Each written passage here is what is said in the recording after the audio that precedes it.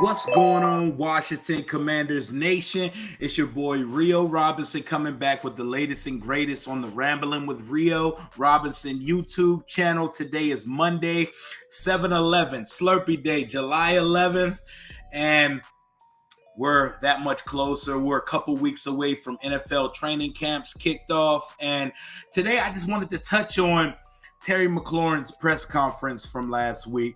But before we get to it, like always, every episode is brought to you by Ed Washington on the Daily on Instagram. Make sure you give him a follow. We're doing a giveaway right now.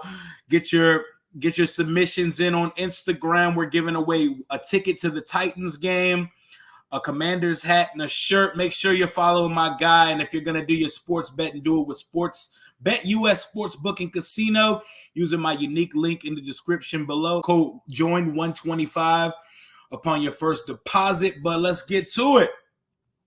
We paid the man. We got it done. And I could not think of a more deserving individual. Like, if you just watched Terry McLaurin's press conference post the contract, you see why he's worth and deserving of every penny and more. Like, we're not worthy, man. That guy is everything as advertised. Listening to him speak, you just envision a future team president, GM, CEO of a business, motivational speaker, all of the above. He checks all the boxes as a football player, as a person, as a human in general. Like some guys, cough, cough, Russell Wilson, there are some guys that put on this image that they have to be perfect. You can tell they mind their words carefully, and you can tell, and they just throw a bunch of platitudes, cliches, and motivational speaker memes at you every chance they get a microphone in front of them.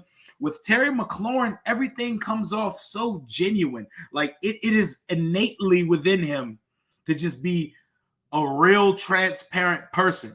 You can see and hear the emotion of how grateful he is for the organization, how grateful he is for the opportunity he got in college. Like, this was a guy, 4-star recruit. He didn't get an offer initially from Ohio State. Urban Meyer told him to go home and catch 100 passes every day because his hands weren't natural. This guy had his mother throwing him passes, 100 passes plus a day for weeks, came back and locked in his scholarship.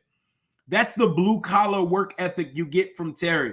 So hearing him talk about it, hearing him thank all the people, his girlfriend, his family, his agent, the fan base, the organization, it's just music to my ears because, like MLK had a dream, I've always had a dream and envision with this team that we'd be able to draft and develop and pay our own guys and not have to go out on shopping sprees and do what the Vinny Serrato era of DC was, or like the Philadelphia Eagles of this offseason, just going shopping for talent when you could just build your own pipeline of talent within your own organization.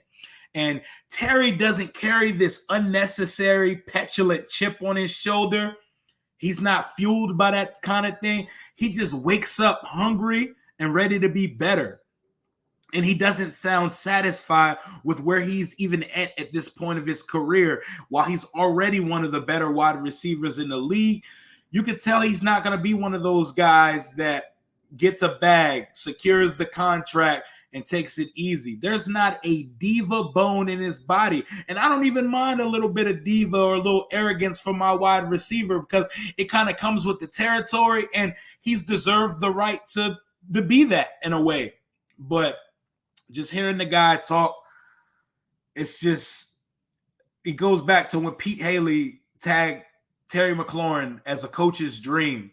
He's a coach and a fan's dream as a player you root for. Everybody should pull up with a 17 jersey because this is the type of guy, this is the type of man you raise your children to be, the type of guy you want your daughter to marry. Just hearing the guy speak, every answer, there was thought to it, but it didn't sound rehearsed or any of the above. The dude is just genuine. Just seeing him get his jersey, like we just got him, even though we've seen him in the jersey already. Seeing him talk about Ron's vision a lot of fans, we're so hungry for a winner, including myself, that it can feel like Ron and company lack a vision and foresight for the future. But it's very clear and obvious to me that this is the clearest future and clearest fully fleshed out plan of development that we've seen since Daniel Snyder took over the team in 1999. And for those that don't agree that Ron was given the full autonomy of this roster and wears so many hats for the organization, I like what we're building. I like what we're doing.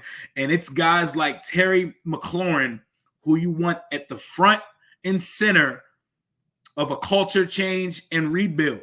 We're building, like Terry spoke on the brotherhood, close-knit environment that Ron brings to the team, that Ron talks to him on a personal level. You can tell there's a real relationship there. And you can tell it ate at his soul not being at OTAs and minicamp. When JP asked him, like, how did it feel not being at practice? He was like, yo, it was weird. And I like that Terry didn't let the business and football sides collide. He let business take care of itself. He said him and Ron sat down and had some transparent conversations. And you know what I'm saying? They got to get their shit off to each other. They got to state their points. And he seemed pretty clear that there was always going to be a deal done. And he just loved to see it, man. He said, like, speaking of getting back to work, camp starts in a couple weeks. He even let it be known that as soon as I leave this press conference, I'm heading out to California with the guys. We're meeting up with Carson, and we're getting to work because it's go time, baby. You can smell the grass. You can smell the football grass, the fantasy lineups being set, and the constant football chatter taking over social media is coming. And Terry let it be known, and we got to see it. If you haven't been paying attention to Commanders' Instagram or Carson Wentz or Antonio Gibson's post, they had a group of guys. You see Terry out there mentoring Jahan Dotson, them two, Carson, Cole Turner, Dax Milne, Taylor Heineke. You love to see QB1 and QB2 bonding. This team feels like family, and it feels like these guys are all in it together, and I couldn't think of a better face for this new Commanders era than Scary Terrence McLaurin. And if you didn't know, that is the best wide receiver in the NFC East. And he's going to let it be known even more this year now that there's an actual quarterback here that could play to his skill sets. He's going to actually catch passes in stride. And even Terry, they tried to trip him up, like asking him about all the quarterbacks that he went through as a receiver. You could come out and say, yeah, I mean, I would like more stability at the position to be able to grow with the guy instead of playing with so many guys. But just Terry just answers the question so beautifully, thought-provoking, and genuine. It's genuine. He's not fake. He's not fake nice guy. There's plenty of fake nice guys out there. He doesn't have an artificial bone in his body. He's not a diva, and he's here to shred in 2022 and beyond. And with the 3-year deal, he's going to hit the market again at 30 and be paid again for the great wide receiver he is and that he's still becoming. Like he said, there is still work to be done, and he's going to grind like he did trying to get to the league. He spoke on how it didn't bother him that he was expected to be a gunner, a special teams player coming out of Ohio State. This is a guy who redshirted his first year. His second year, he recorded some special teams tackles. He only appeared in 6 games.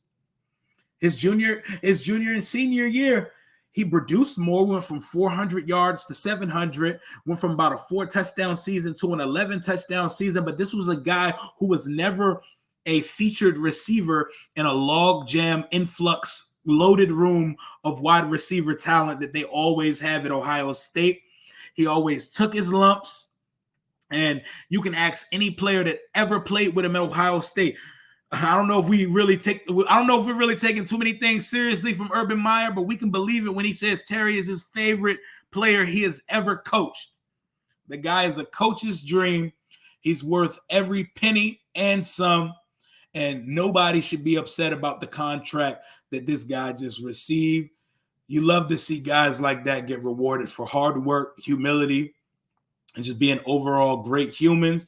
And I can't wait to see what he's got in store for us for 2022. But that's all I got right now. I got a lot of stuff coming on the channel this week. I got WJLA, ABC7's finest sports anchors, the lead anchors Olivia Garvey and Scott Abraham from ABC7 joining me tonight for a sit down. That'll be out for you tomorrow. Wednesday, I got the group chat gang together, me, Tay Todd, Alex Jalen, Zach Marshall making his group chat debut. And we got some stuff coming, man. And I got a live stream coming in the next couple weeks with the big three, the big dogs, Louis T, Street Scores Rico, and my boy Eddie Del Negro, Ed Oliver, the real Ed Oliver, not that guy in Buffalo. But that's all I got for right now. Thank you for getting the channel up to 4,000 subscribers, to the moon. We're trying to get up to 5, 10, 50, and eventually a YouTube silver play button of 100,000 subscribers one day. Thank y'all for rocking with me, keeping it real in the comments. I love the conversation, right, wrong, or indifferent, regardless of if we agree on a point. We always keep it fun. We keep it spicy. But until next time, hail to the Washington Commanders. Take command. Deuces.